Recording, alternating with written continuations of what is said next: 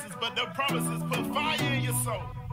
Fire, fire, fire. Yeah, yeah, yeah. Fire in my soul. So much fire. Fire, fire, fire. Yeah, yeah, yeah. Fire in my soul. Shut up in my bones. Fire, fire, fire. Fire in my soul. Only love doing some The good stuff, bro. promises to Zion, they put fire in my soul. What's this? Got y'all all turned up. Tell me what's going on. So many Israelites searching who they are and preparing to go home.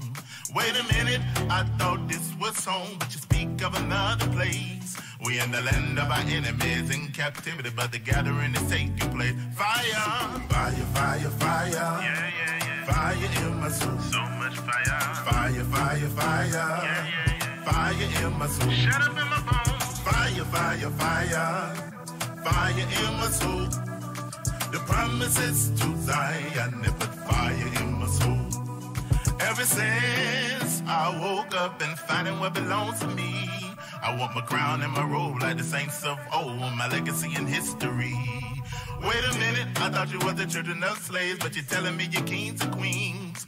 We the chosen of Yah, the apple of his eye, the original royalty. Fire, fire, fire, fire. Yeah, yeah, yeah. Fire in my soul. So much fire. Fire, fire, fire. Yeah, yeah, yeah. Fire in my soul. Shut up in my bones. Fire, fire, fire.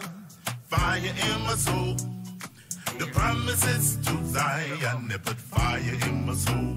Rebirth, fire in my soul, all flames in the members. Ruach, contained in our members. Like Jeremiah, cause it shut up in our bones. Can't sleep so deep like it came in syringes. Why? Cause our king is tremendous. Most high, serial contenders. Hallelujah, Yahudah, Yahudah. Get them hands up in the sky. Yeah, yeah, yeah, yeah. Yeah, yeah, yeah, yeah. Hey man, I finished writing the I just wrote like 3 or 4 more pages of that project we talked about. Yeah. Hold on one second, because your mic's on. Okay.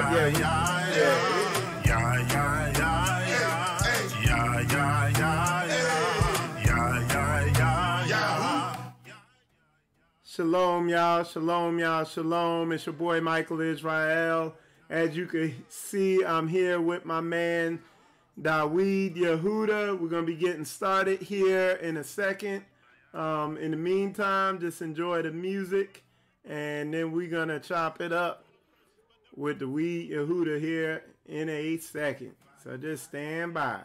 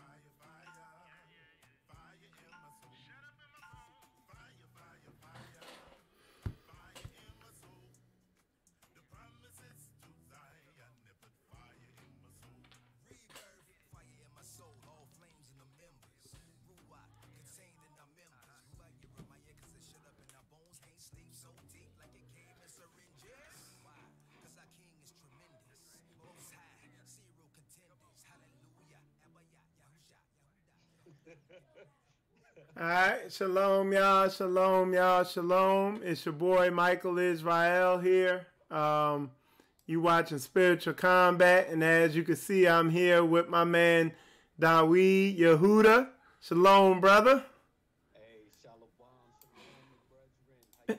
And everybody's doing good. A lot of people still coming in, tuning in.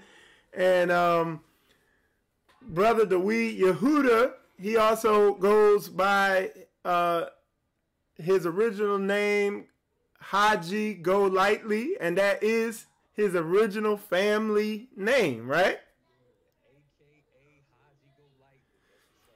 And just to kind of bring y'all up and let y'all know what's going on. Well, first of all, I met Dawid up at a couple months ago up there at Yoshiyahu's event in Atlanta, and just that's right. Yeah, we were at the Boom first. It was a men's conference. I taught a little lesson there, and then saw him again the next day at Yoshiyahu's event, and then later on that evening at part 2 of the Boom event. And we just built, made some bridges, made some connections, touched base. Didn't really think much of it. Then fast forward a couple weeks ago, maybe a month ago, I kind of put out a call that, hey, we need to start making our own movies, making our own shows, this, that, and the other. And my brother Elijah with Shalom Elijah, I see you in there. Okay, he said the volume's low. All right. But anyway, my brother Elias said, hey, man, that brother you met up there at Yoshia. I can't hear him at all. Okay, yeah, I turned the volume up. So, brother Elias came in, and he told me that brother you met up there at the Yoshia event, he used to be an actor in Hollywood, and he knows the whole in and out from beginning to end of movie making, and he's knowledgeable in that. And fast forward, I reached out to the brother, and at the time when I reached out to you, really weren't doing anything. You had put the acting thing on hold, or what was going on at the time when I contacted you? I had put the acting thing on hold, man, like a year or two ago, because I just kind of reached that point, bro, where I could not reconcile my faith and the knowledge of who I am with the things of the industry. So you got to walk away when the Most High telling you to walk away. Right. Hold on 1 second. Hey guys on Facebook, give me the thumbs up or the hearts if you could hear us now and the sound quality's good now. Because I turned his mic up, so let me know. Okay, go ahead. Keep talking, Dawid.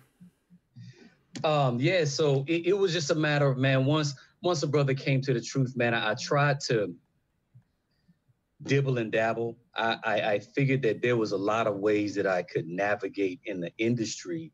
Why can't I be the doctor, be the lawyer, be the security guy, be the military guy, which is, my background actually.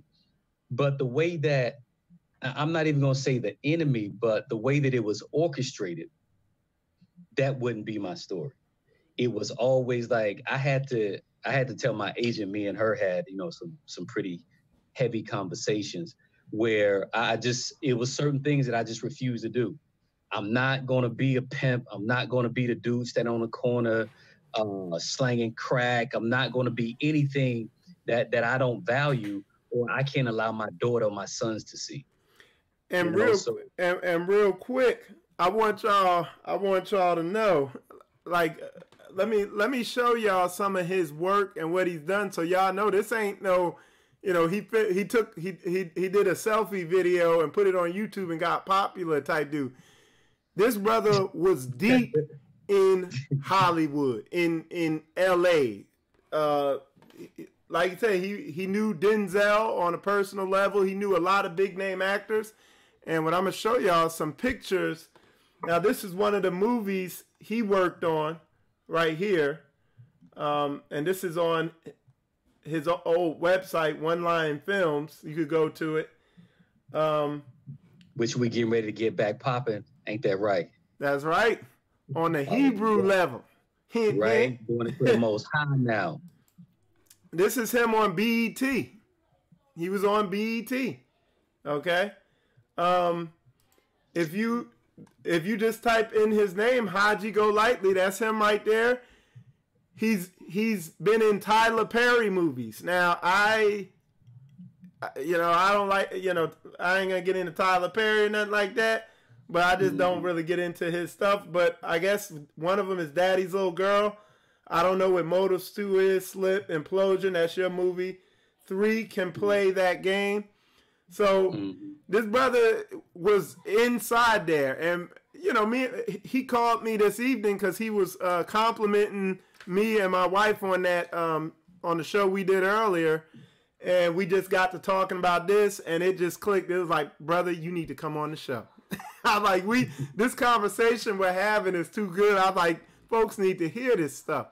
And one of the things I asked them is, and let's just pick up where we left off, what we were talking about on the phone. One of the things I asked them is, would you say, because you hear people say, hey, there's a lot of Satanism in Hollywood and stuff like that.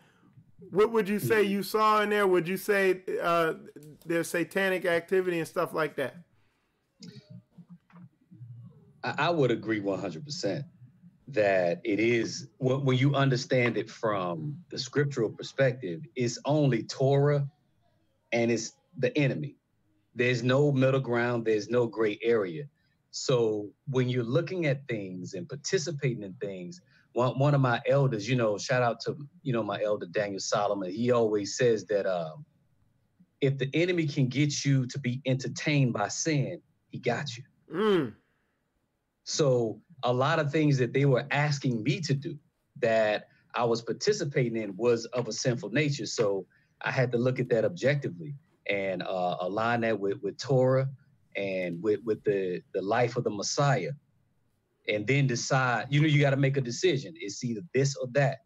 Either you in or you out. So I definitely can agree that it's a whole lot of, rituals that you got to go through, things that I wasn't willing to go through. And that's kind of why I stayed on the fringe. And I would always ask the Most High, man, why I didn't get this audition? I know I killed it. I did this, I did that. I come home and be upset. Talk to my wife, my beautiful wife, Danis, Hokma Lael, the wisest, sweetest woman I know. I would talk to her, man, and she would just be like, babe, don't worry about it. Don't worry about it. You would get the next one. I mean, man, this sister supported me. It wasn't just that she was in it for whatever, other people may jump into it for the money or whatever. She was riding with me. She had on a seatbelt with me through the good and through the bad to this day. We just celebrated 15 years a couple days ago. So congratulations. Hallelujah. But yeah, man. But going through that process, man, seeing those things. Let me give you an example. You get invited to a Hollywood party, and this is firsthand experience. And you're watching what's going on. You're hanging out. You may be having a drink by the pool in a Hollywood Hills. Everything is beautiful. Everything is lovely. And then I saw, let's just say is PG. I saw some a whole lot of activity where these two bodyguards picked up this young lady that was in a trench coat, looked in this trench coat. She's butt naked. There's another young lady in front of her. And let's just say it went that way with the two women. And then you walk out and I'm like, man, what am I seeing? What's going on? And you will see trays, platters of drugs, every illicit drug that you want. Wow. It's on that platter. This is firsthand knowledge. You go into a room, you may be walking in the hallway. You look in the room, you see some crazy stuff going on over here. It's like a straight free for all. You close the door whoa, I ain't going in there. You open up the next door because this is a mansion, Michael. You go into another room. You see some 2-on-2, 3-on-3, all this crazy action. And so this is the thing that people don't understand, that stuff does happen.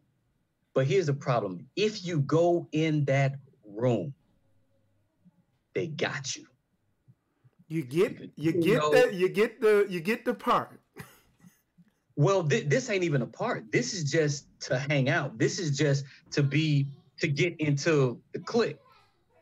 If you go in that room, they got you. They got you on film. They got it may be like you thought you was with a chick, but you wasn't with a chick. Ooh.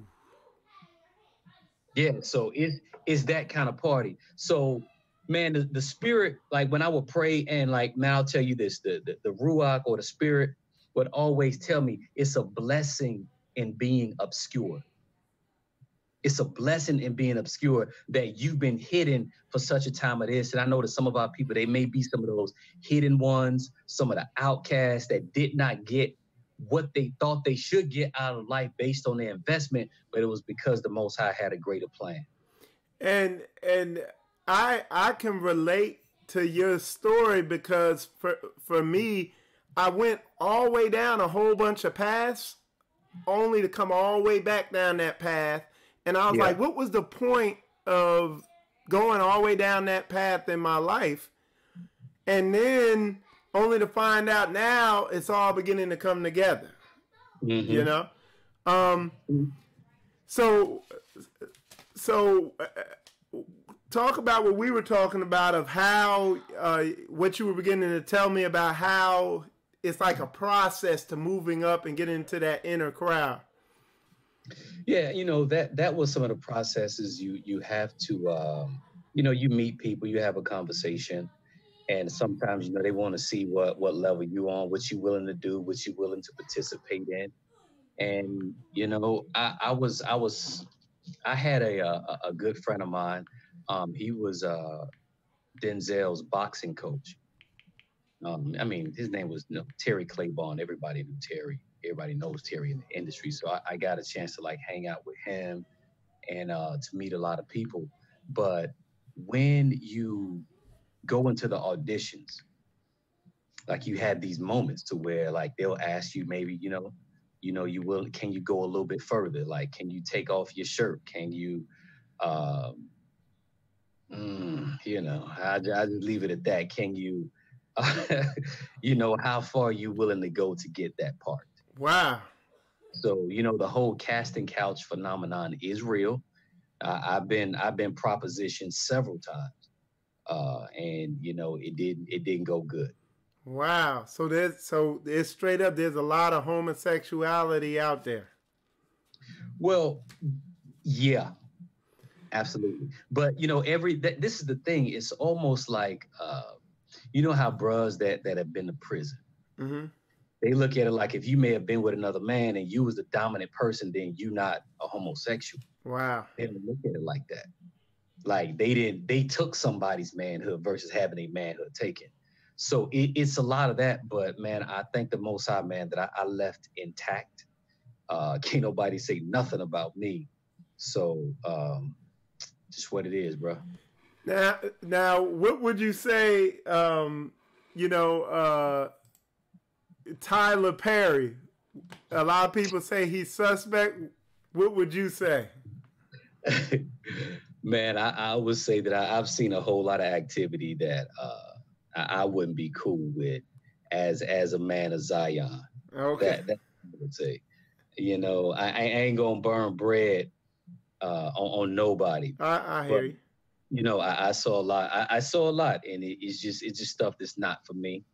That I've seen people that were. I'll give you an example. I've seen people that were extras on projects, and they ended up. You have that casting couch moment to where they went from like down here to up here, like. Whoa, like where they do that at? Like you ain't got no training, you ain't been to school, you ain't did none of that. But the right person. So, or you know from the scriptural context, you know what I mean? When it says, Joseph knew not Mary or Adam knew Eve, like they knew the right person. Wow. And were willing to do what they asked of them. Oh yeah, because unfortunately, like they dangle that carrot of fame, they dangle that carrot of riches to our people, and a lot of them they bite. I always heard like when I came to LA, one of the brothers was like, man, if you don't know who you are, they will give you an identity. Wow. So I watched people like change right in front of my eyes and do whatever it takes to get that goal or to get in that circle. So if you don't know who you are, they'll give identity. I heard, and then that, you know what, dude, that's so crazy because what's his name? What's the dude? The comedian, Dave Chappelle, when he was on In the Actor's Studio, he said, know what your limit is, and when you are asked to go above it, he was like, you know, be ready to give it all up and check out. So yeah, that's crazy. All right, hold on one second. I think, let me check my video. Okay, I think we're good. Yeah, we're good. I think it might have skipped a little, but we're good. So you were out there, and I heard you mention something. You said something about you, or I guess you wanted your career to specialize in being either a cop or a military person. Is that what you were saying? Yeah, because that was my background, and that's kind of like the easy path where it's not too heavy. It doesn't require you to do too much. You just put on a uniform, you do a couple like some martial arts moves, like which I've done. I've trained and done all those things. But the way that it was structured, like, nah, you're not finna get that. We want you to take your shirt off. We want you to make out with all these chicks. We want you to be all, you know, like all this crazy things that I knew that I couldn't look myself in the mirror, man. I couldn't like be all on all these women because like in the movie world, the audience, they only see one take. Only one. But we may have done that one thing 12, 13 times. Wow. Easily. So that's why everybody on the set, they end up having affairs. They end up, you know, like connecting because you may be with that person for 3 months and y'all talking, you hanging out, you going out to eat, you're doing scenes together, y'all kissing, y'all laid up, and then boom, it happens just like that. Wow. Dang. I didn't know. Wow, man. Yeah. How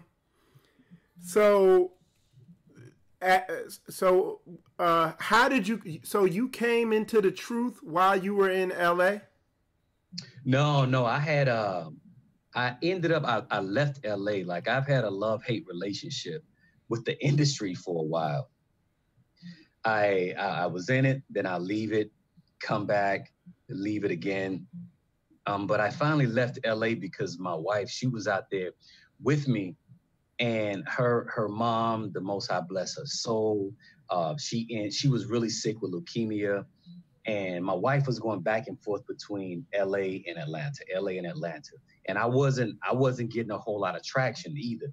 So we just put it on a timetable, said, okay, after this amount of time we leave and we going back. And I felt guilty because she wasn't spending that quality time with her mother. So we ended up like leaving and coming back to Atlanta.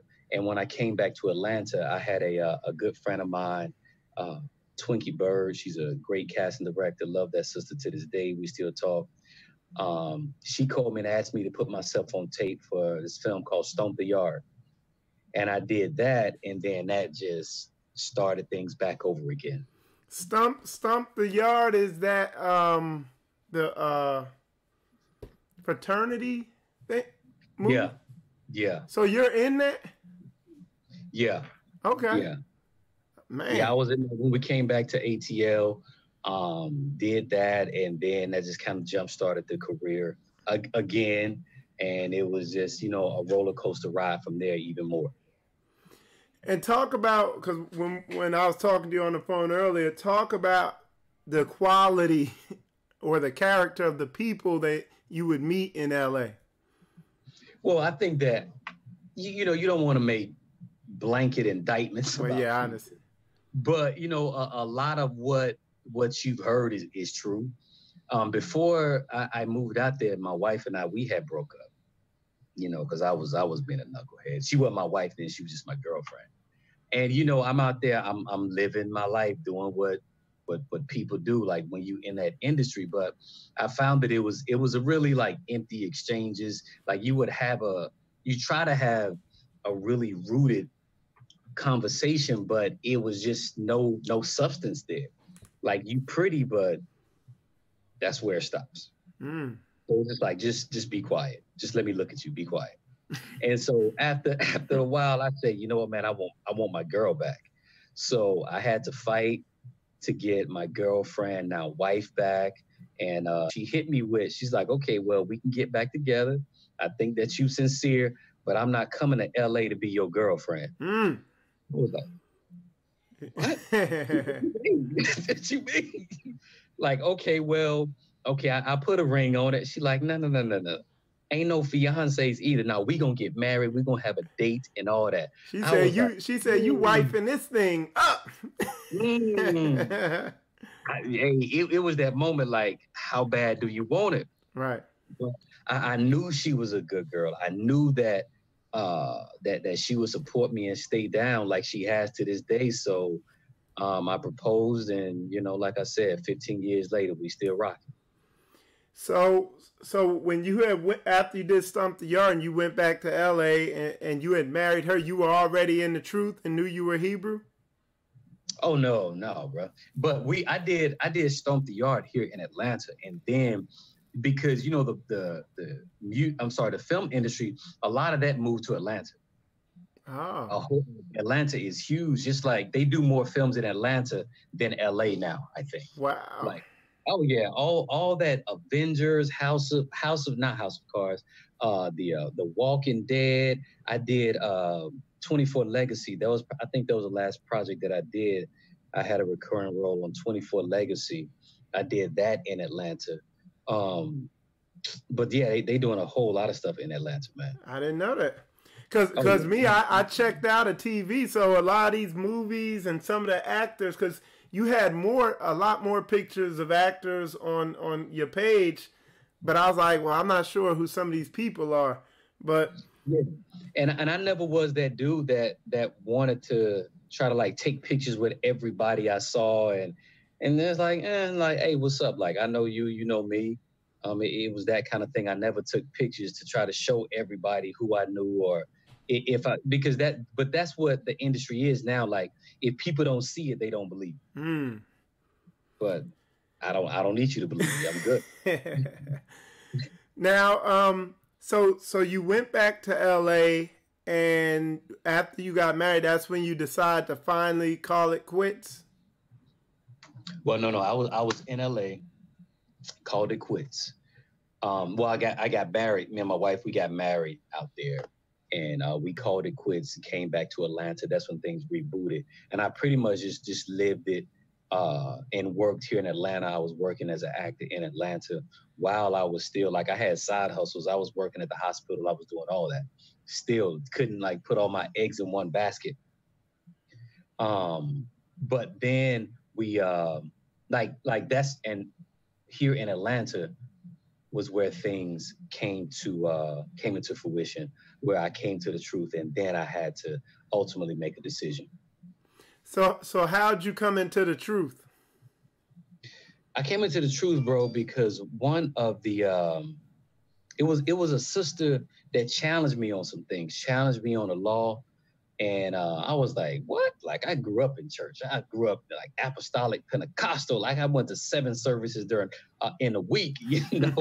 Like I know this book, and she challenged me on some things, bro, and I couldn't defend it. Like, man, like, okay, well, that's right. And then me and my brother Elijah, me and him became cool because I met him on a movie set. He was riding a motorcycle, and he was like supposed to be in one of the projects that I was in, and we just linked up, and we was cool. So he and I, we were talking, and then he sent me a video, White It Out 1. And like I sat there, me and my wife, we watched it, and bruh, I just like sat on the couch for like an hour, just numb. I didn't want to talk. My wife was like, babe, what you think? I was like, just give me a second. Like my whole world was rocked because I knew what that meant. Like I knew what that meant spiritually. Well, I had an idea of what it meant spiritually and what it meant financially. Cause like when that came across, like I know I'm gonna have to walk away. I already knew. But you know, the Most High will reward you. Like you can't, whatever you give up for him, man, he'll give you back 10 times more. You know? Okay. So what were when you were in LA, what was there like a situation, or maybe you had one of them parties or something when it just clicked, like, you know what, I'm done with this thing? I don't know if I necessarily had that moment. I did have a moment to where when I was offered, you know, a role for a part, and it was just, man, when I tell you it was perverse, that I was offended in my spirit and in my sensibilities. Like, well, because I mean, we're a family show, I'm not even finna go into some of the dialogue, but it was basically like a bouncer, this ex-military guy, who he has this whole conversation with this guy that's trying to rob the place, and at the end of the conversation, he's basically telling what he's gonna do to him, like prison style, and how he was gonna enjoy it. And I'm like, man, I can't say that. Like I got family members, like my mom will like pass out, like my wife will like jaw will fly open, my sons who I've taught to be stand-up dudes, like, so I can't let them see me in that light. So and it's like, I mean, you're confirming, so like, because the way I came into this truth was, you know, I was a DJ, I was into music and everything, but one day I just started looking at I was looking at a picture of Lil Wayne, Nicki Minaj, and Drake, and I was like, man, I was like, something's off about them, and I started researching into it. So, and the more I dug, the more I found out how all the weird activity going on in Hollywood. And it wasn't just one thing. I studied everybody. And I studied all the music, all the movies, and all that stuff like that. And it's all, and then you're confirming it firsthand. And it's almost like they have a filter process to test whether you have any morals. Absolutely. Because if you have morals, that means you might have Christ in you. But if you have no morals, they know you basically could be, you know, that's Satanism, you know? Yeah. Like, you always have those moments where they're going to try you and see what you're willing to do, how far you're willing to go. Like, what do you laugh at? Like, if a joke is cracked, like what do you laugh at? Like, are you gonna like snicker at a child being abused? It's subtlety, bro. Wow. It's subtlety that they get you with, like, okay, well, yeah, maybe he can come in, like they'll invite you to, like, it's like from party to party to party. But each time you're going up another level, and like they see if you're comfortable with that activity. Wow. Dude, that dude Corey Feldman or whatever, the dude who played in Lost Boys or whatever, he did a documentary saying the same stuff. Yeah. And then Dave Chappelle said it. And then what's the comedian with the straight hair? The straight hair? The comedian. Cat Williams. Cat Williams. Yeah. He said it. He talked about those parties, man. Yeah. Wow. Man, them parties, wow, man. Them parties make people lose their mind. Wow. Because everything that you ever wanted to do, the enemy will present it to you. Wow. As wild as you want to be, as long as you want to be it, he'll present it to you. He'll serve it up for you. Wow. But it's always consequences. And that's why I just thank the Most High, bro, that I stayed on the fringe. just right down the street. He would allow me to see certain things, but I couldn't connect. I would wonder why I did, like I said, wonder why I wouldn't get certain things and it wasn't happening, it wasn't materializing, was because he just wanted me to look at it, to document it, and like make a mental note so you can go back and try to like tell your people like this ain't what you want. Because it's an unrighteous system. And I was in there with a lot of people, like, and I'm not even gonna name drop, but a lot of people that say they're like devout Christians. But I watch you time and time again, like when you get into that character, or let's just say in school or in acting class, they tell you that you should open yourself up and you invite like spirits in. The thing is they want you to clear your mind, like to empty yourself. And the Bible tells you to stay vigilant and to gird up. Yes, it's the exact opposite. Wow. And like you would hear people telling you like how they got that role. Like Denzel will tell you like, yeah, he was channeling Malcolm X. Like, what do you mean you were channeling? Like, we're not supposed to be doing that. Or familiar spirits. Yeah, man. But I mean, they do it at the highest level. Wow. And it's like and Satan's a deceiver, so it's subtle Satanism, you know? Mm-hmm. It's like, wow, man. So and you said you went to acting school and something else I studied is that I heard that like their Bible is like Aleister Crowley. Would you say that? I mean, I think that's the what is that? The Church of Satan. Mm-hmm. That's all I know. I know that a lot of people are into Kabbalah. Wow. Kabbalism, because it's ran by all Jews.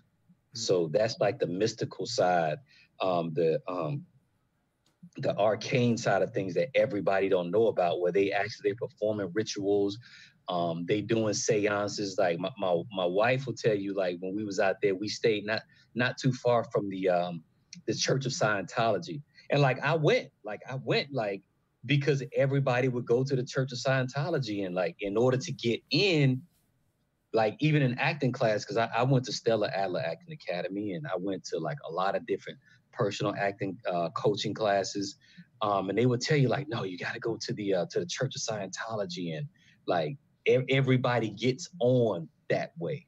Wow. But it was just something about it, bro.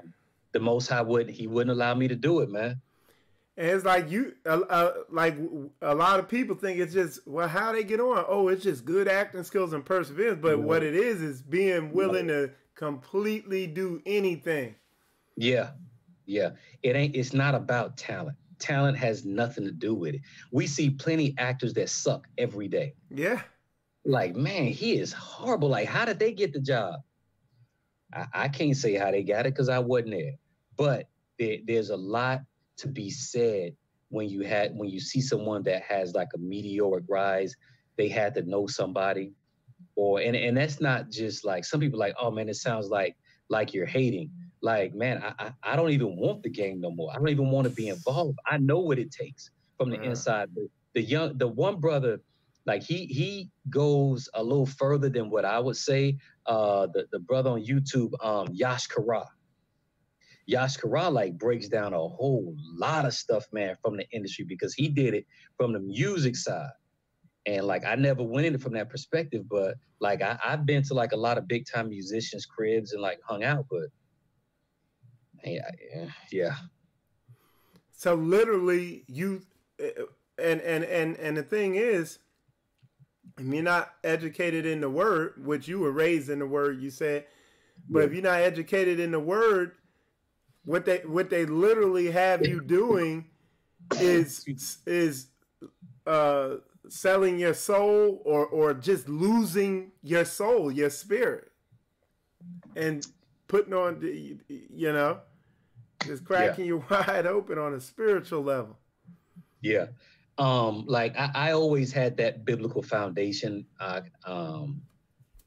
had boundaries, but everybody don't have boundaries. So I don't take no credit, man. I give all praise, glory, and honor to the Elohim and of Abraham, Isaac, and Jacob in reverence and deference of our soon coming King Yahushua Hamashiach, who they call Jesus the Christ. Heck yeah. Oh yeah. So the movie, so the military movie you made, what's the name of that movie? Oh, that was a film, man, that I wrote, I directed, and I starred in it. I edited it. I did a whole lot with that, man. It was a labor of love. It's called Implosion. It was about, it was on the heels of like 2011, 2012, about dealing with, based on a true story about a soldier who committed suicide because he was dealing with PTSD. And in 2012 and 13, I believe that there were more soldiers, veterans that committed suicide than actually died in the war in Iraq. So I felt like I needed to speak truth to power and put something out there that was relatable for the people. And it got a lot of good responses. Like we toured, we did a lot of film festivals with it. But now, I want to do things, for the Most High, documenting the journey of our people, documenting and even, doing things that are entertaining for our people, because we yearn for some type of entertainment, outside of, just having to go to Netflix or having to go to the television. Do something, about our movement, do something about the continent, do something about the conscious awakening of our people that's entertaining yet informative, that speaks to our experience. So that's what's valuable to me right now. So I think the Most High just kind of baptized me into a larger body of brothers who think the same way, who have the same mind. And so I'm just going to honor that, man, and move forward and see what we can get done. Yeah, that's true. That's so, man, it's like, it's just mind blowing. It's like, for me, I grew up, you grow up watching TV, watching all these actors. And I mean, and then as you get older, like, and for me, as I began to come into this truth, it's like, from time to time, you'd see some people, they get up there, they'd be like, you have no idea what goes on over here. Like, they be like giving you these weird, and you look at their eyes, and their eyes be looking crazy, like you have no idea. And then they glassed over. Like, you look at them, it's like it's nobody home right now. Wow. But a lot of them, like I said, like they do in the meditation, in the classes, they try to get you to invite a muse. They try to get you to invite spirits in to take control, just like your girl Beyonce did. Beyonce will tell you, like, she has like this alter ego, this split personality, and I've done projects with her, stood next to her, did some stuff with her, like in what did I do back in the day with them, with Destiny's Child? It was a music video. Okay. What was it? Soldier. Yeah, Soldier back in the day with them. So it's a lot of people that the Most High has allowed me to see and be around and like feel their spirit. But people just don't understand.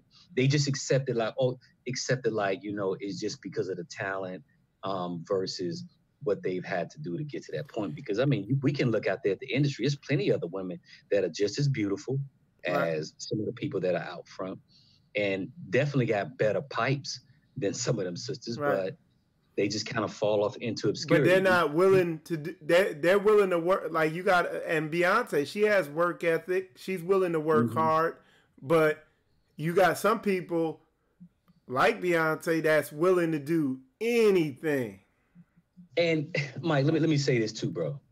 It's not just that you're willing to do anything. People, they don't understand, like, you'll do something to get in. Okay, well, now you in. Boom. We'll put you in like the 7-figure club. You want to get to the 8-figure club, you got to do something else. But if you want to stay in that 7-figure club, you got to keep doing what it took you to do to get there. Whatever it took you to do to get there, you got to keep doing it. Wow. So it ain't no one time, one shot, and I'm done. No, sir. The person, whoever that person is that puts you on, that person is like your gatekeeper. That person is like your guardian. Bruh, they can if they put the word out, they'll take you out just like that. Wow, man. That's heavy, dude. That's heavy. Yeah. Now, when you did the video with Beyonce, would you say did you feel anything off her spirit or anything, or see anything weird? No, I ain't pick up nothing, man. That was so long ago, and I was a much younger man. I didn't have no salt and pepper up in there. No, I think that now once you give your life to the Most High, the Scripture says, "Good understanding have all they that keep thy commandments." In Psalms 110 and 11, I believe. Once you keep His commandments, He gives you greater understanding. He gives you greater spiritual discernment. And what we can't do is turn that off. Yeah. Like now, I try to operate in that 100% of the time. So like even when we met, I knew that it was like a good connection. Like, okay, man, this brother, like, he's genuine. Yeah. And you did a great lesson about relationships. And I was like, bruh, man, the way you talking, like, man, you're gonna have to put something out there called relationship warfare. So, not knowing that 2 months later that we would be working on a project. Yep. Call that. So, man, it's just a blessing, man. The Most High just bringing things together, and I honor Him that He's allowed me to be a servant and to call me out of that darkness, man, into this light. And would you say that for maybe there's some people watching this that are thinking about being actors? Would you say, in your opinion, that there's literally no way around getting around those barriers to being a big name actor and all that?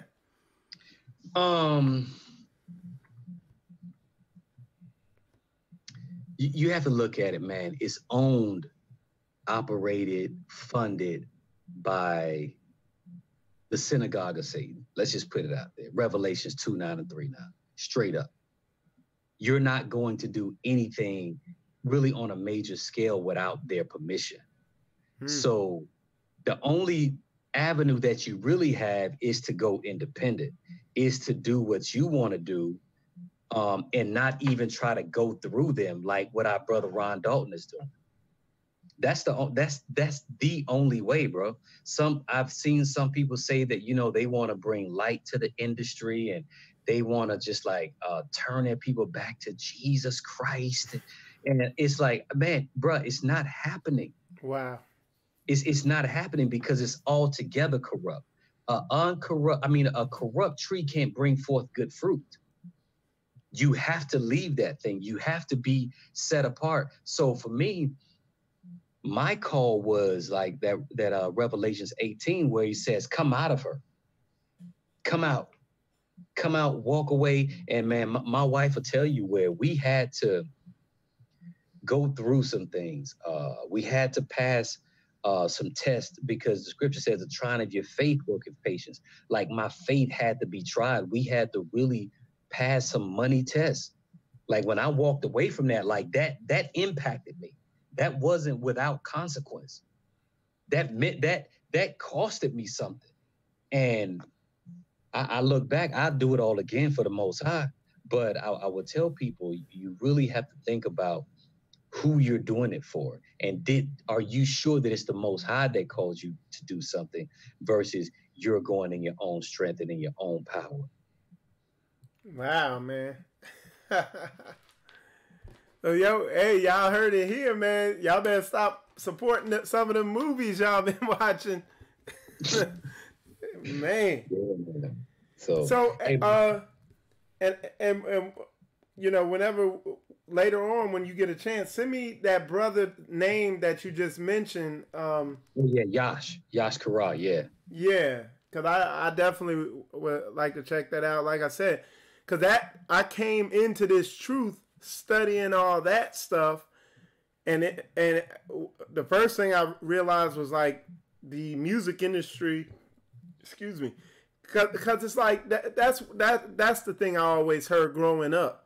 They were like, man, the music industry is wicked. You have no idea. And I'm thinking when they said that, I thought they meant, yeah, people will just stab you in your back and it's wicked like that. And they're like, nah, they mean on a whole nother level. Where these people will have you, like you said, will take your soul out there. Yeah, they will. You know, back in the day, they used to be heavy on the back masking. Like you spin a record back and like you'll hear a whole nother record. Like I can't even remember. I mean, it's so many of them out there, but it was always meant for them to put that frequency out there to corrupt the masses, to make people go a certain way, to operate according to the programming that they're giving them. Like I grew up in a time where I was listening to like all this hip hop. So in times of conflict, I would hear like a Tupac lyric in my head. I would hear like some Biggie in my head, like shoot that, and I would respond based on a programming that I was given. Like people don't understand the power of music. That's why I don't even listen to the radio. I listen to nothing but set apart music, praise music to the Most High, because we have to guard our eye gates. We got to watch what we see. We got to guard our ear gates, like what we're hearing, because man, they'll have you tuned up and like ready to act out some stuff that you didn't even know that was in you, but it comes out.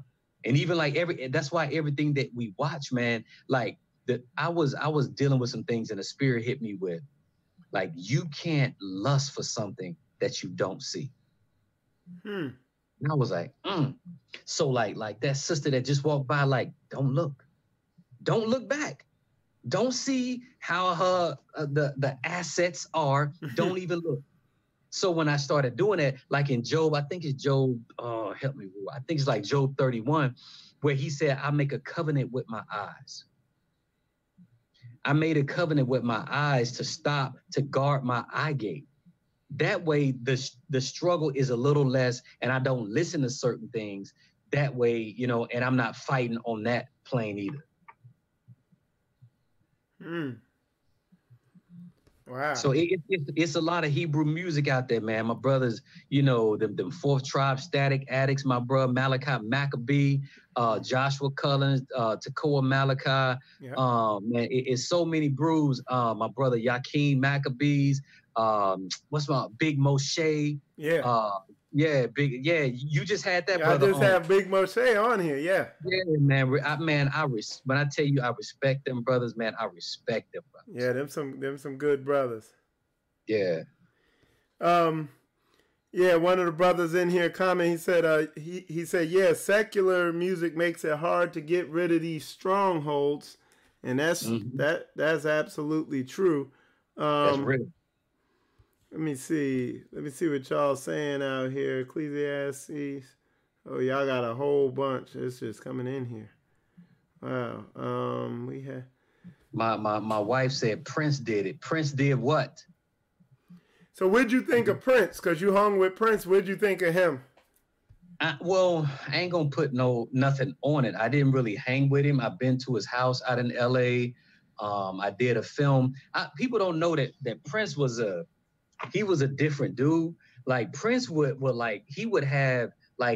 had so many films that he shot based on like all these albums that he did that were never released. He had like a whole film library of things that was never released and never will be released now unless whoever got the rights release it. But yeah, I mean, I can say that like the Purple Palace, man, it wasn't a Purple Palace. We call it that because he was in his crib. It was dark. Let's just say it was dark, and it felt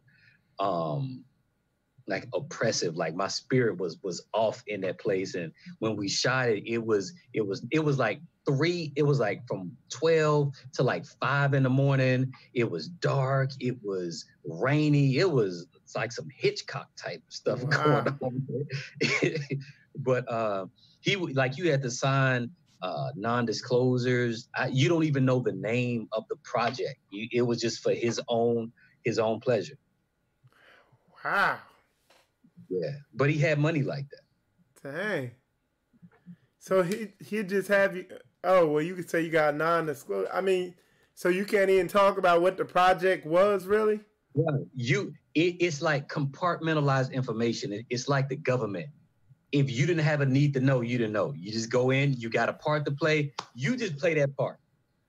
Don't ask no questions, because I mean, it's super, super secretive. Super secretive. And I mean, I'm sure it's other people that can tell you, stuff like that. Did you see him? Yeah. Okay. He was there. Okay. Wow. Yeah. He directed it, he wrote it, he did all that. So he was around and about. You speak, you slap five. So he's pretty cool and laid back. Yeah, I mean, he wasn't very, he was guarded, but it wasn't like you finna go up and like, hey, what's up, homie? It's like, you doing a party. It's like, hey, do this. Nice to meet you. Walk away. Yeah, they said he was I guess real shy, and he had to take certain drugs so he wasn't shy. And and I gotta go back to the drugs, because in the Bible calls those drugs sorcery. Yeah, Pharmakia.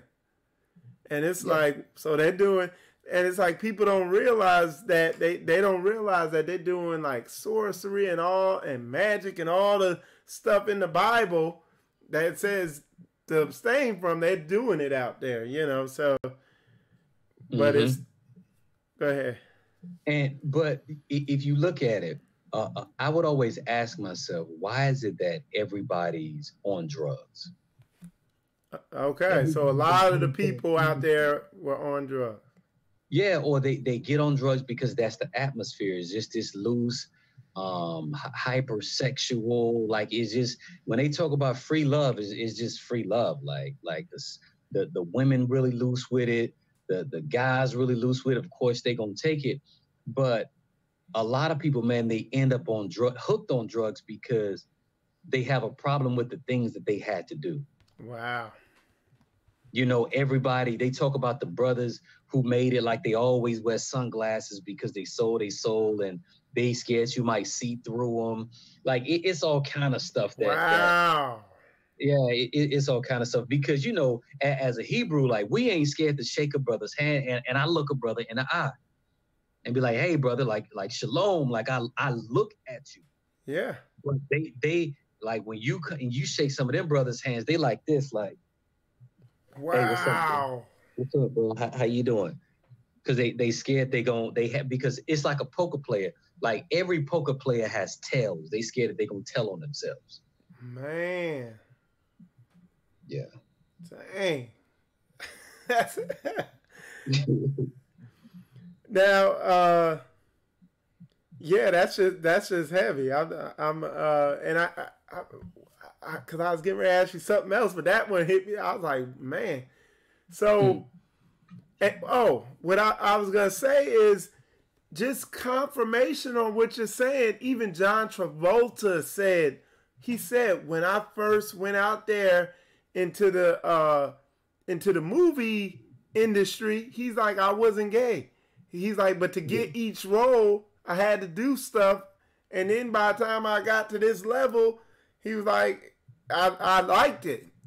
Yeah. He was like, wow. Geez, that's what he said? Yeah. Because he came under charges because he went somewhere to get a back massage or something, and then he tried to do some freaky stuff to the guy and all this weird stuff, and the guy filed charges against him. And yeah, dude's mind just blown, man. Yeah. We in the industry, they call it gay for pay. Man, you get it, and you, what people don't realize, because when you really get in the word and study it hard, you do that type of, and even Aleister Crowley put it in his book about sex magic, because, and the reason why I brought up Aleister Crowley, because when I was studying this, I saw where all they were saying, all the acting schools, all the actors, they swear by the stuff that Aleister Crowley wrote in his book, because he studied the quickest way to get demonically possessed, basically, to put it in those words. And what he said is the 5 quickest ways were drugs were the quickest, sex magic was the second one, staring in mirrors was another one, and he said acting was another one, where you, what you just said, where you said you act and you just let yourself go. You know? Yeah. So man, it's just crazy, man. And in these industries and in these auditions and the training sessions with private coaches, they might invite you to do all those things that you just mentioned, bro. Wow. They invite you to channel. They invite you to take drugs. Everybody's on Adderall and Xanax and cocaine, and I mean, it's just common. Like it ain't no big deal. Wow. It really is that pharmakia, and like the whore has like made the whole world drunk with the wine of her fornication. Everybody's like, they want to buy her movies, they want to see what she's doing, because she's putting out a vibration right now where everything is about superheroes and about the gods coming back to the earth, which, you know, that's scripture. That's scripture. I remember, man, when I was watching, this was before I came to the truth, and no, this was after. Yeah, this was after, but I was still like in the industry, like trying to do my thing, where I was watching the X-Men, and Professor Xavier and Magneto, they had a conversation. They were on a plane. The plane was getting ready to fall out the sky, and Magneto was like really, really angry at Charles, and he was like, "Charles, you left our brothers. What about me? What about Simyaza? What about Azazel? What about Dubael? What about Samael?" And he's calling out all the names of the fallen angels from the book of Enoch. Right there. And it hit me like, now consider that they're doing this, let's just say 10,000 times a day, several in all 1,000 times or 1,000,000 times in all these movie theaters, calling forth these fallen angels, these fallen deities, man. It goes deep, bro. Man. Yeah, that's just crazy. And it's like, I mean, and this is the thing, what my studies and then getting all this information you're saying, a lot, from the outsider perspective, it sounds random or like conspiracy theory, but then as you begin to study and talk to people and get an inside perspective, you realize this thing is structured and highly organized way of promotion in Hollywood. And it's like by the time you do get to that level, you don't even feel yourself anymore, because you done just lost your soul and your spirit. Yeah. I agree with you 100%, bro. That's why I'm thankful that I'm here with you, having a conversation with my integrity intact, with the spirit of the living power, you know, flowing in me, dealing with me about things. And because I know a lot of people who didn't get out, man. And went numb. They went numb. And you're like, you don't even know yourself, or like you don't know your children. I have like friends who make way more money than I would ever see in a lifetime, giving their children the best thing that they could, everything that they ever wanted, gave them all that. But they get to the end, or they get to a certain point, and they're like, they've had conversations like, man, I wish I wouldn't have worked so hard. Or I wish I wouldn't have done what I've done because I don't know my children. Or what I've done affects my children in a certain way. So because of what mom or dad did, what they got to deal with, now the children on drugs. Most of, like, you look at a lot of these Hollywood people, most of their children on drugs, strung out, or they end up dying because they had to be sacrificed, which is a whole nother conversation. Because a lot of that industry requires blood sacrifice. It just does. Man. So like when you start seeing people where like you just watch people that are on a rise, like who's going to be the next big person. Watch somebody. And when you say the next big person, you don't mean just well known. You mean well known of the well known. Yeah, or you could see just somebody. You remember like stories like, I don't want to call no names, but like a really famous one. Like you look at like Jennifer Hudson, or you look at like Kanye West, or you look. I mean, it's several of our people like on their way up. Somebody got to die, and then they like they out of here. They like it had this meteoric rise. Some people might say, well, that's just speculation. You can't really prove that, but it happens too frequently for it to just be random. You know what I mean? Yeah. That's just what it is. And see, and that's part of the thing. I was talking about this yesterday, or that when I had Judah Mack on here, I was talking about how a lot of people, and even Hollywood insiders who went in deep and then decided, you know what, I'm done, I'm out. But a lot of people who went in there, they were like, they saw something very organized, highly organized and structured, operating very consistently and intelligently through everybody at the very top. And they could, the only thing they could say, hey, that's the Illuminati. But what it really is a spirit world and Satan in full operation. And you only know that if you're studied in the Word. Yeah. I mean, a rose by any other name is still a rose. Yep. We know that it is the prince and the power of the air that's running all this, to the point that he was bold enough to put a TV show out there called Lucifer. Oh, they got a TV show out called Lucifer? Oh, absolutely. It's been out for like, I think maybe we're on season 4 or 5 by now. It's been out there for a minute, bro. So that's how bold this enemy is, because these people, they have an agenda. They're trying to corrupt and to pervert and to destroy you from the inside out. So if you can be, back to what I said originally, if you can be entertained by sin and by this perversion, it does something to your heart. It does something to you, and it makes you more likely to participate in that behavior, because now they've normalized deviance. Now it's just all good. Like, hey, man, well, that's what everybody does. No, that's not what everybody does. The Most High told us, don't take the ways of the heathen. Don't envy your oppressor and choose none of his ways. None of them, yeah. So when he says none, he means none.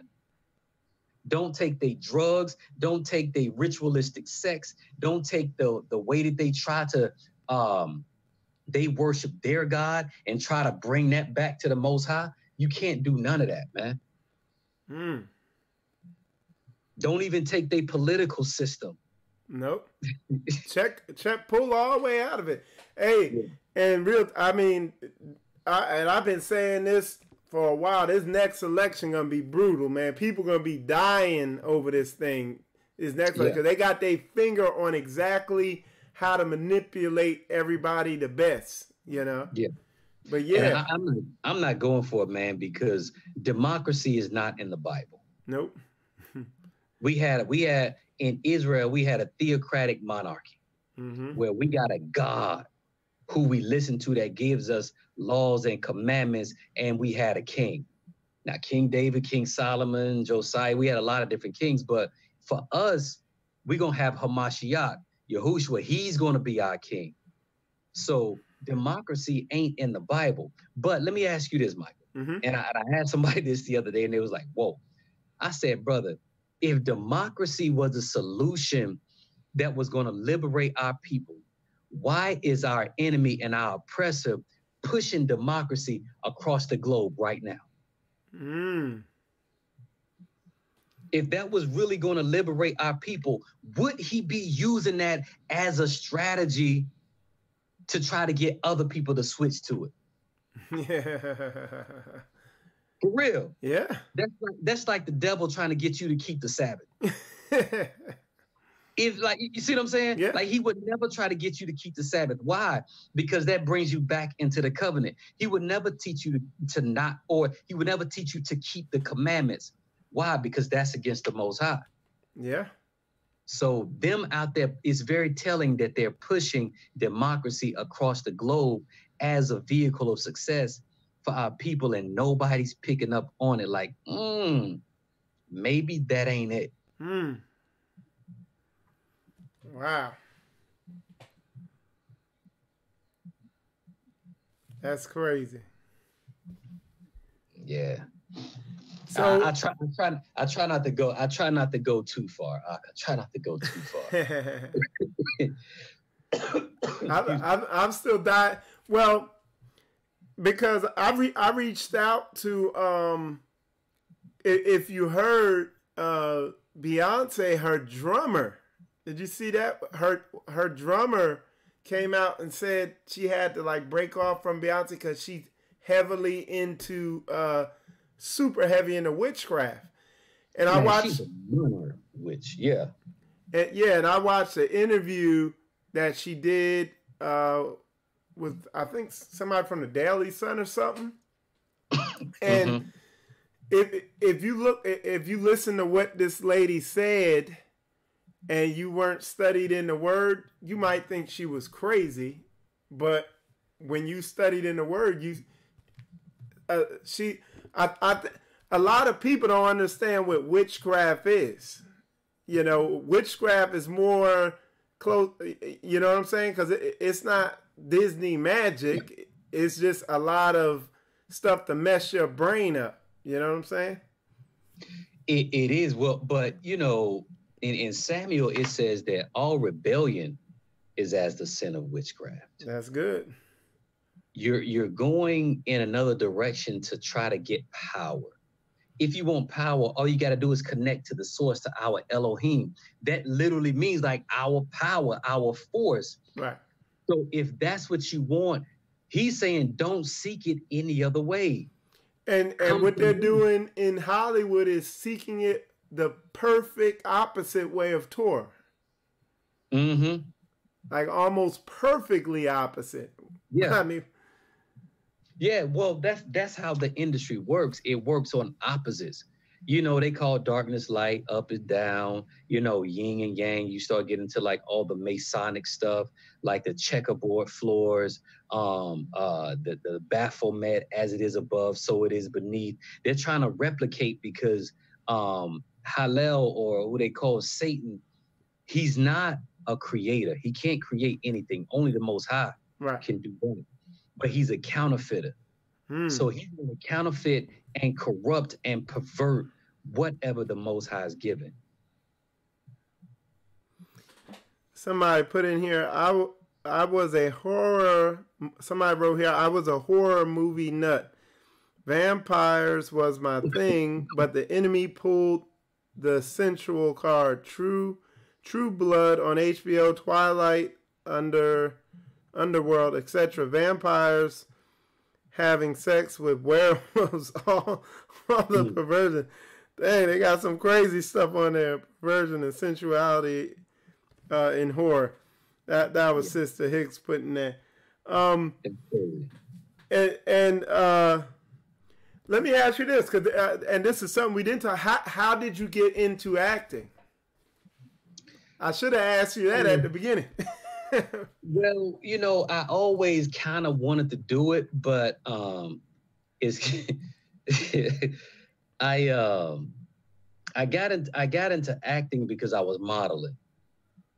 I used to do modeling back in the day in Atlanta, and then I moved to New York, and I modeled in New York for about a year.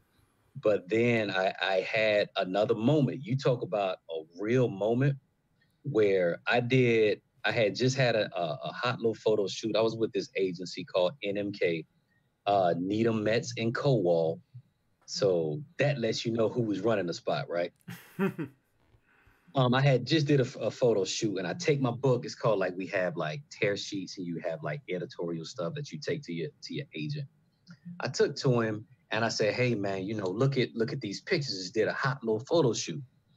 And he's like, no, I'm not interested. And his name was Mitch. Mitch was the guy that he booked Tyson Beckford for all of the Ralph Lauren polo campaign stuff. He booked him for all of that.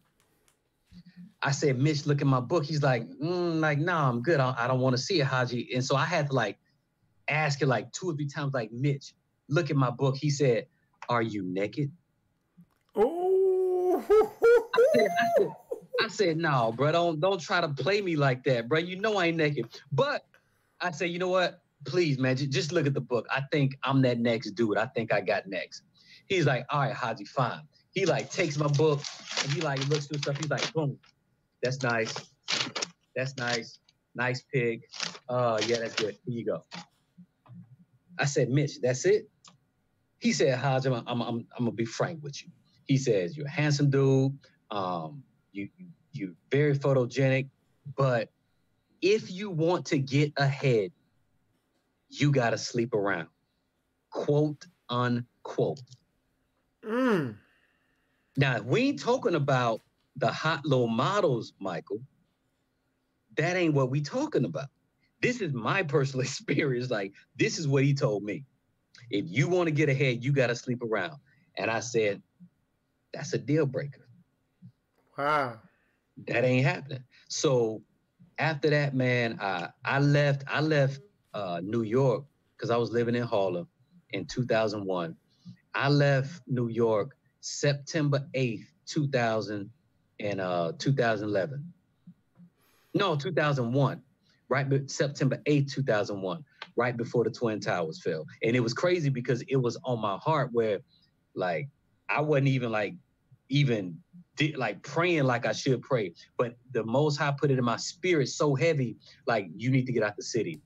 I'm like, nah, you know, I'll stay for another weekend. Michael, it was like this, like, I felt like on my show, like, you need to get out the city. I said, all right, man, I called my girl, who's my wife now, and, you know, babe, I'm coming home. Wow. So from there, okay, so to answer your question, from there, I moved back to Atlanta, excuse me. I moved back to Atlanta, and then I moved to LA to start acting. Because I had some connections and all that. And then you got to LA and ran into the same stuff. Same stuff on steroids. But hey, Michael, I want to say something, a great point about Beyonce that my wife raised me and she and I had talked about it. In that song that she made, I don't remember the title, where she was talking about basically like the hair that Jay-Z had on her. Mm-hmm. This chick said that she plugged her menses with the pages of the Bible. She plugged her menses with the pages of the Bible. Like, what? Yeah, and somebody had put that in the comments here too. Yeah. Yeah, that was my wife. Yeah. Oh, okay. That's my wife. She on there. Shalom, sis. Shalom. Yeah, and when I was coming into this truth, you know, like I said, initially I was studying the music, and of course, you know, because I grew up on Jay-Z, so of course I studied a lot about Beyonce and how wicked she was, so that doesn't shock me. And then in studying this, I found out first how wicked the music industry was. Then I found out how wicked the movie industry was. Then I found out how wicked the church was, like the Catholic church, then the Christian church. And then I realized how wicked I was. And then that's when the work started. And then I kept digging and found out who I was. But yeah, with her, there's a lot. Man, it's like she's so blatant with, you know, how demonic she is now. You know what I'm saying? So, yeah.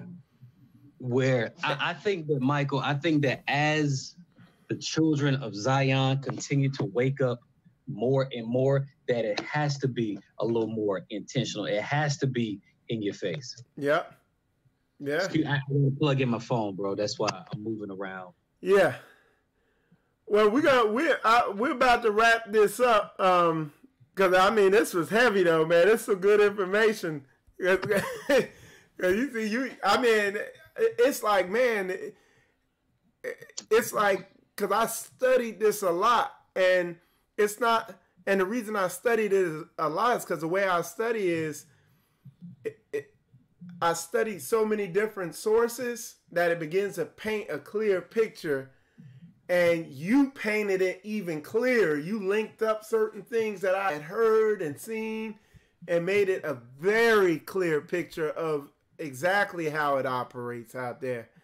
And let me ask you this. What would you tell somebody who's aspiring to be the next big star or the next big music artist? What would you tell them? I would tell them, seek the Most High while he may be found. Call on him while he's near. And because the way that, well, let me slow down. The scripture says that the gifts and the callings of Yah are without repentance. So you might sincerely have a gift and truly have something that you want to do or that you want to share with the world.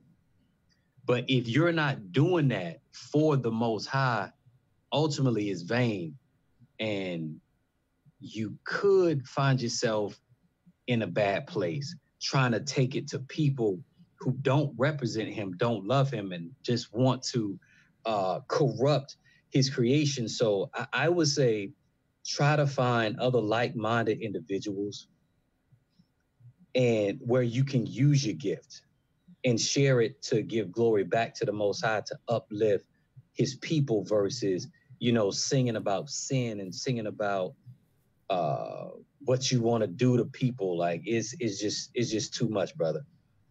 It's too much. And I think that, the Most High is going to hold us accountable.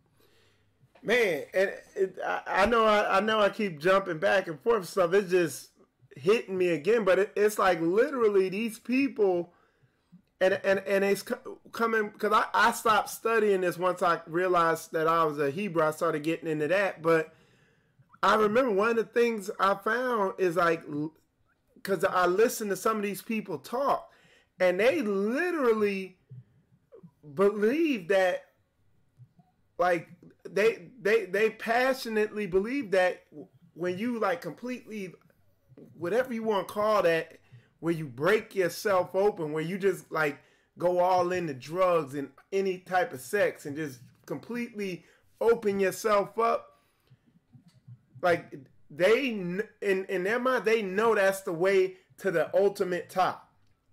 Yeah. In the carnal world, like in this culture, like literally, if you do that, you will literally go to the top, but you won't know who you are. You be. And I mean, you have to. I think that you should listen to these people when they say what they say. I think that you should listen to them. That sometimes their soul is crying out. Sometimes they're trying to confess from the hurt, from the things that they've done. So when you have like really wicked people talking about they slept with animals or they sold their soul to the devil, it was a crappy deal. At least it came with a couple of toys and a Happy Meal. Like they said, plenty of people have said that they're not just trying to get airplay. These people are like confessing. So yeah, I just tend to believe them, man. Eminem too. Eminem. Absolutely, and man. Kanye, and check the Kanye, because I did a video a while back talking about right before, this is maybe a year before Kanye West came out and said that he has mental issues, he's schizophrenic or whatever he has. But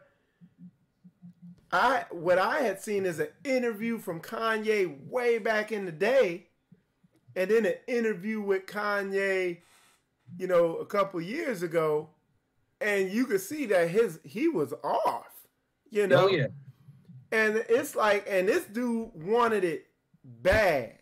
Like it came, like when he was young, you could see the drive in him. And it's like these people have this drive, and then they get to this, okay, it all ends here unless you do this. And then they lose their mind. Yeah. But that's what it's designed to do. And then at the end, like they'll give you all this money, all this fame, but a lot of them still die broke, or they don't allow you to have access to your money. You might have $100 million, but you can't touch it. You can't use it. You can't. And that's why, I mean, shout out to LeBron. And I know that he got his issues with what they call might be the Illuminati. It's not a full endorsement of that brother, but he's done more for his people than anybody else. He's like the greatest thing since like Muhammad Ali, as far as like, well, maybe Kaepernick as far as like speaking up, but LeBron in terms of like actually doing things, sending children to college and using his platform to try to help his people, not trying to help like everybody. Like, no. I'm finna help my people unapologetically. So I do respect him in that light. Yeah, me too. What's something else? And then even looking at that dude, his name was the famous Jet Jackson, and he committed suicide. You know what I'm talking about? He played in that Disney film. He's a black dude. Some of y'all know who he is. Wasn't he a little child actor or something? Yeah. Well, by this time, I guess he was like in his early 20s or something. And I mean, it lines up with that narrative because he was into that Kabbalism or whatever that is. And he came up through the Disney kid thing. And you know the way they talk about, like they were like, Hollywood is like a pedophilia ring out there. I mean, did you ever see any hints of that? No, thankfully I wasn't. But when I came into the truth, I understood it a little bit better when you start reading some of that Babylonian Talmud. That they allow rabbis or anyone else, like a rabbi can marry a 3-year-old child. Yeah. They can like have sex with a little child over and over again. And they say like their virginity comes back like a tear to the eye. Like you can see videos of them circumcising young babies. And then these so-called rabbis put their mouth on the child's penis and suck the blood off. And then there's so many children that end up dying from herpes from these nasty bastards. And who knows what it does to them spiritually. But that's blood. That's blood exchange, man. It's wicked. It's wicked. And now that's Esau. Like, you want to know who Esau is? Like, that's look like a person of, I mean, but yeah. I mean, they've released documentation from. They said that modern jewelry is Edom. Like they've said that in their own words, in their own writing. Well, I think I heard you doing a cup. I didn't get a chance to watch it. I think that a lot of our people, they focus on Esau way too much. They focus on Yah and the beauty of his people, trying to wake up your people and trying to like what I want to do is I've caught a lot of flack lately because I had the gumption and the nerve to say that I'm looking back toward Africa. I'm looking at like us going back for Panafest and maybe like documenting it and looking at maybe we can do some business over here.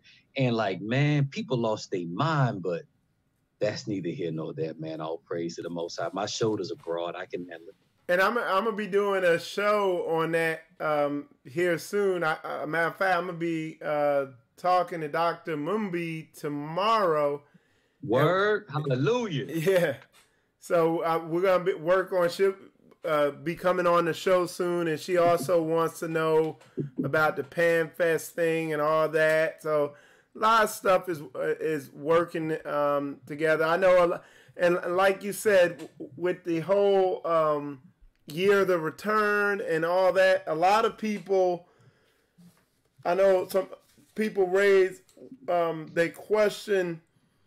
You had some people like it's not time to go back yet. You have some people say it's time to begin going back. You have some people who say, why is everybody talking Africa when we need to be going to Israel? So there's all types of, so I think I'm gonna put together a little show to where we can put everything into perspective. But we do know that we're going to go. I think something everybody does agree on is that we're going to go back to Israel through Africa. So we're going to go back to our homeland through Africa. And that, bro, that has been my point. I've been accused of a lot of things. But when you ask them, well, what continent does Israel sit on? And they'll tell you Africa. And I'm like, well, what is the problem? And then like Hebrews with one breath, man. Let me say this. In one breath, they'll say, yeah, man, you know, the 10 tribes, they fled into Africa. And then, but in the next breath, when you say, hey, well, I'm thinking about, you know, going back to Africa and like maybe the Most High, like I think I need to do some work there. They're like, man, what you going back to Africa for with all them Hamites?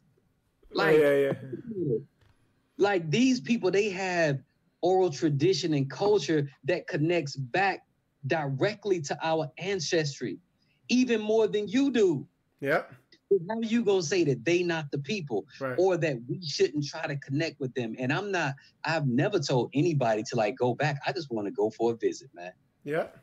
I want to go see my people. And if the Most High open up the door, I think that you're a like-minded brother such as myself. If it's like Revelations 3 and 8, where he says he's going to open up a door that no man can close and close a door that no man can open. When that door is open, I pray that I'm ready, because I'm gonna walk. My goal is to walk through it, wherever it is, whenever it is. Yeah, and one thing, because I've talked to a lot of people who've been over there in that land, what a lot of people don't realize is the majority of them people over there are our people, are Shemitic people. We, for the most part, we outnumber the Hamites over there. So a lot of our people don't realize that. But they don't accept the research, you know, because they want to cling to whatever doctrine they were given, and they're not willing to move or to evaluate things objectively or spiritually. So right, what you can try to do is gather with those people of like mind. In wrapping it up real quick, but before we begin to wrap it up, I want you to talk about the jewelry you make, the necklaces you make. Oh, well, yeah, man. I'm in the process of it. I'll be sending out like more information. It's called the House of Dawid, which is like who we are. I'll be making, you know, I make stone necklaces. Like I make all my stuff, and it's nothing plastic. It's all like, this is red jade, and this is what is this? Picasso jasper. So wow. it's like it has like a little bit of weight to it. So I know that like we always like to rock chains. Some brothers like to rock them a little bit bigger. Like I have a certain thing that I like, so I try to like market what I like. And you know, the website will be up soon. It's not even there when I get everything 100 by next month, because I'm taking my time. I don't want to rush it. You could come on here and do a release. Yeah. Hallelujah. Yeah. I'll let you know, bro. So definitely contact me when you get ready to do that. But go ahead and we're gonna conclude it. So go ahead and you go ahead and wrap it up and give a conclusion to the people.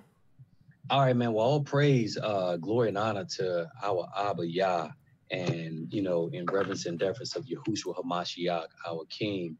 I thank you, brother, for giving me the opportunity to share my story with the house of Israel.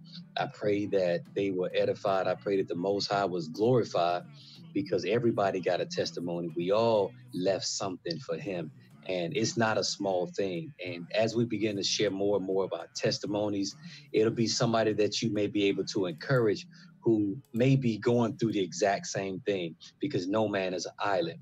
And with that being said, I want to give a shout out to my beautiful wife, Hope Malael, Danis, to my Judas Loyalty family down there in the ATL, my big bruh Elijah, my brother Yirmiyahu, Kafir Zayah.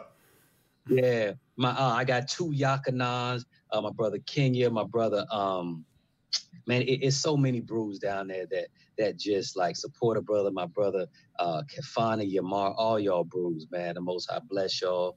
And real fast, if any of y'all got acting skills or skills in the movie arts and any of that, definitely contact us. Yeah. Yeah, we gonna have some projects coming out. We working on a screenplay right now. Man, the Most High is doing some great things. So I just want to be used by him. Hallelujah. Right. All right.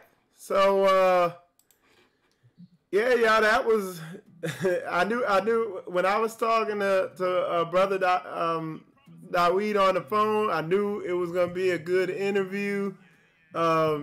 Like, cause the way we were talking on the phone, I was like, you know what? Folks need to hear this. Cause like, this is heavy, you know? And I was like, hey man, and this is like last minute thing. I was like, hey man, you need to come on the show right now. He's like, all right, give me a half hour. My clothes in the dryer. Boom.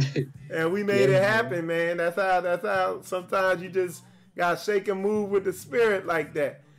But man, I just got off work, running around trying to wash clothes. I'm away from my family up here in Jersey, and I was like, and you asked me, and I was like, huh? And it was like, hey, if that's what you want me to do, I'll share. I'll be like I'll say this and I'll be done. All the Most High wants is a yes. It's a 3-letter word. It's very small, but it means so much.